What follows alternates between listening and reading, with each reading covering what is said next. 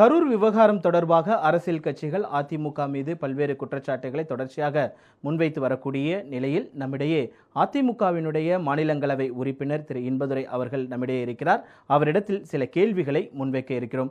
Sir, ஒட்டுமொத்தமாக இந்த கரூர் சம்பவத்தை நீங்கள் நீதிமன்ற உத்தரவாக இருக்கட்டும் அல்லது அரசியல் ரீதியாக இருக்கட்டும் எப்படி பார்க்குறீங்க? இது ஒட்டுமொத்த கவர்மெண்டோட ஃபெயிலியர். அரசு முறையாக இந்த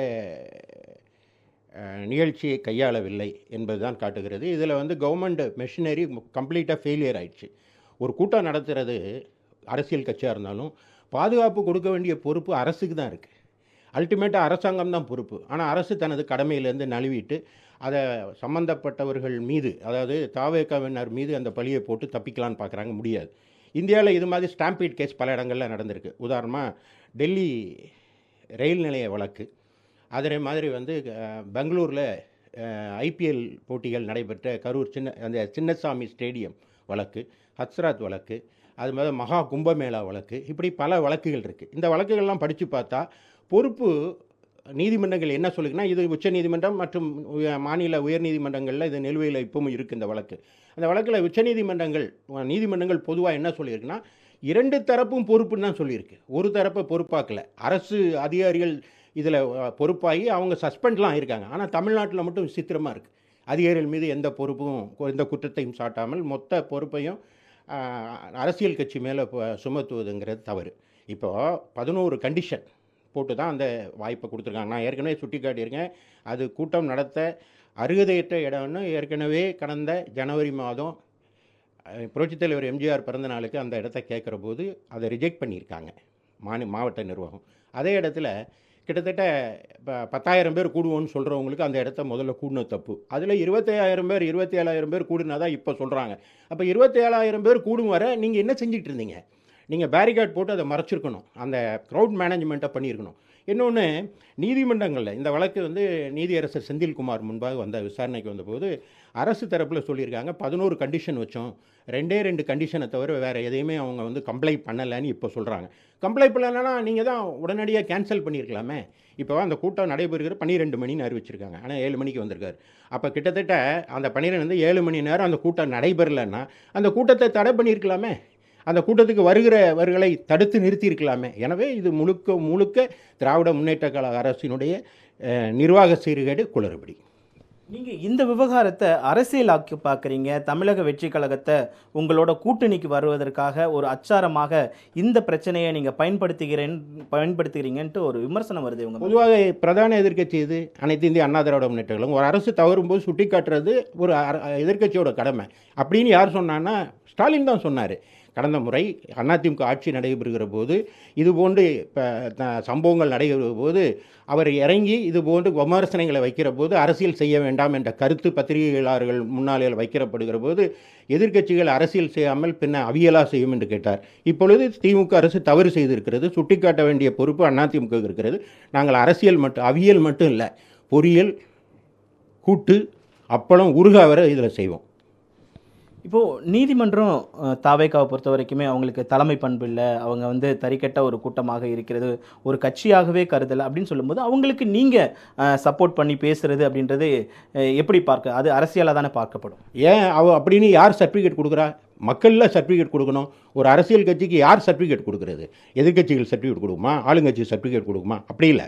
ஒரு கூட்டம் நடைபெற்று நான் மொத்தம் பொதுவாக அரசு மீது மட்டும் நான் குறை சொல்லலை, அதிகாரிகள் மீது மட்டும் குறை சொல்லலை. இதில் தாவேக்காவும் தவறு செய்திருக்கிறது.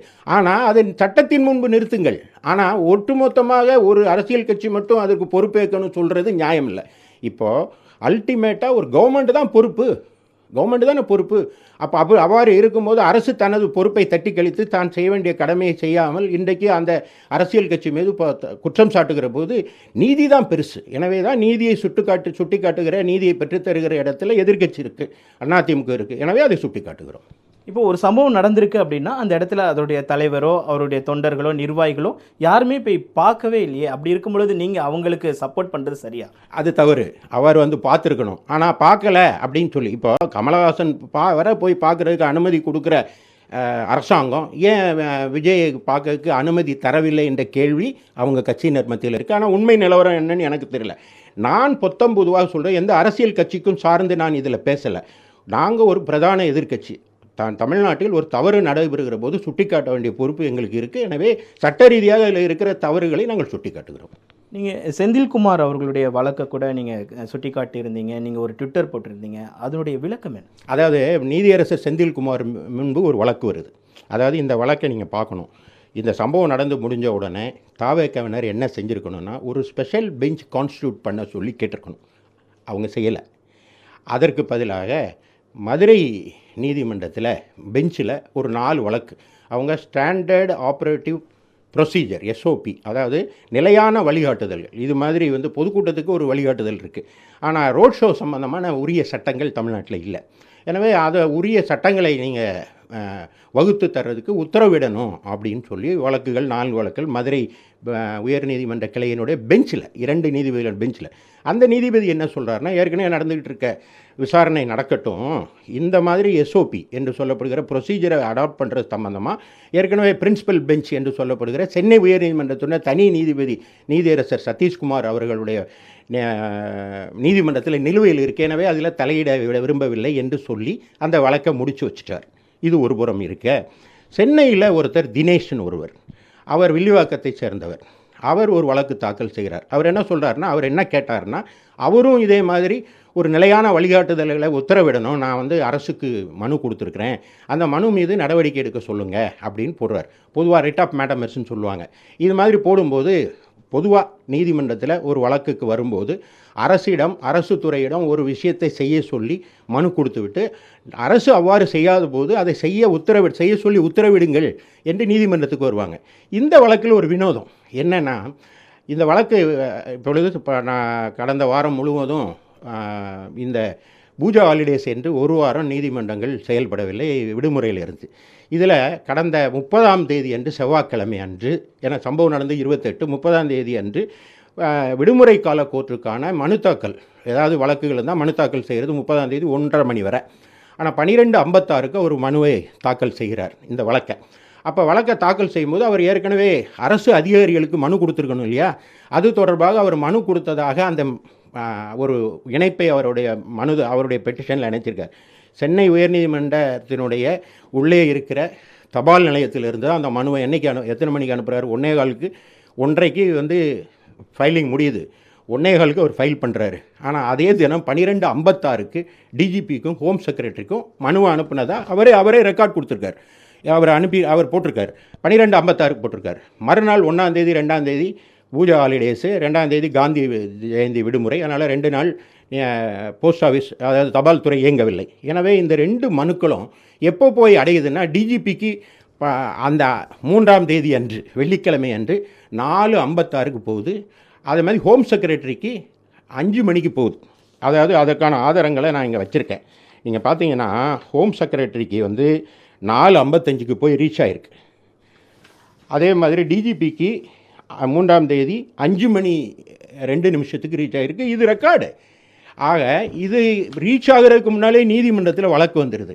இப்போ நீதிமன்றத்தில் மனுதாரருடைய வழக்கறிஞர் சொல்லியிருக்கணும் இல்லையா, நாங்கள் கொடுத்த ரெப்ரசன்டேஷன் இன்னும் போய் ரீச்சே ஆகலைன்னு சொல்லியிருக்கணும்ல, அதை மறைத்து இந்த உத்தரவு பெறப்பட்டிருக்கிறது. அது பேட் இன் லா. அது நீதிமன்றத்தை ஏமாற்றி பெற்ற உத்தரவு. எனவே அது தவறாகும் என்று நான் சுட்டிக்காட்டியிருக்கிறேன். இப்போது குறிப்பாக இந்த விவகாரத்தை பொறுத்த வரைக்குமே நீங்கள் அரசியல் செய்கிறீங்க, இன்னொரு பக்கம் கூட்டணி பேச்சுவார்த்தைக்காக தாவைக்காவிடம் இருக்கிறீங்க அப்படின்னு சொல்லும் பொழுது, தாவைக்கா இன்னுமே மக்கள் பக்கத்தில் நிற்கலை, மக்களுக்கு அருகில் போல முன்ஜாமீன் கேட்டு ஒரு பொதுச் செயலாளர் தலைமறைவாக இருக்கிறது அப்படின்றதெல்லாம் சரியான நடவடிக்கையாக பார்க்குறீங்களா? அதாவது ஒரு வழக்கு போட்ட பிறகு என்ன செய்யணும்னு சொல்கிறீங்க, சட்டப்பட்ட ரீதியாக போராடி தான் ஆகணும். எனவே முன்ஜாமீன் தான் தாக்கல் செய்வாங்க. அதில் ஒன்றும் தவறு இருப்பதாக நான் நினைக்கவில்லை. நீங்கள் எல்லாருமே ஒருத்தருக்கு ஆதரவாக பேசினா உடனடியாக நாங்கள் கூட்டணிக்கு அச்சாரம் போடுகிறோம்னு சொல்கிறதே உங்களுக்கு அந்த திராவிட முன்னேற்றக் கழகத்திற்கு இதன் மீது ஏற்பட்டிருக்கிற பயத்தை காட்டுகிறது, அந்த உள் நோக்கத்தை காட்டுகிறது. ஆனால் இந்த இன்சிடெண்ட்டை வச்சு அந்த கட்சியை அமைக்கிறலான்னு அவங்க முடிவெடுத்திருப்பதை இது மறைமுகமாக இந்த பதிலே காட்டுகிறது. முதலமைச்சர் நடுநிலையோடு செயல்படுகிறார் இந்த விவகாரத்தில், அவர் தாயுள்ளத்தோடு செயல்பட்டிருக்கிறார் என்ற விமர்சனங்களும் வருது. நீங்கள் தான் அரசியல் பண்ணுறீங்கன்ற. தாயுள்ளம்னா எப்போ வந்திருக்கணும்? கள்ளக்குறிச்சியில் தாயுள்ளம் எங்கே போச்சு? கள்ளக்குறிச்சிக்கு வரவே இல்லையே. அங்கே கிட்டத்தட்ட ஒரு ஊரே சுடுகாடாச்சே.